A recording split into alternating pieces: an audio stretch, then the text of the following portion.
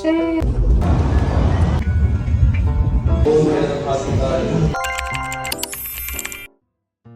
Another day, another mini vlog. Grabe, na-miss ko rin ang pag-voice over ha. Parang ang bilis ng August, no? Bare months na pala ngayon. Merry Christmas! First Sunday ng September ngayon, maaga kaming gumising dahil may pupuntahan kami at magsisimba na rin. Kapag umalis pala kami or nasa labas, pinagsusuot talaga namin si Cyrus ng tracking device. Pero hindi kapag nasa school dahil bawal ang smartwatch. At ito naman ang aking outfit for today. Ayan si Cyrus, ganyan lang siya habang bumibiyahe. Nakakapanibago nga dahil simula nang nagpalit kami ng sasakyan, hindi na siya nagpapalipat-lipat ng upuan. Sa bagay, wala na rin naman siyang choice ngayon. Hindi katulad dati nung naka-SUV pa kami, marami siyang malilipatan. Ayan, syempre kapag umaalis kami, hindi pwedeng walang payong at kailangan may tubig na dala. Since maaga pa nga kami nakaalis ng bahay, hindi pa kami nagbe-breakfast, kaya dumaan lang kami dito sa McDo para bumili ng pancake. Ang ate pala hindi namin kasama. Ayaw niyang sumama.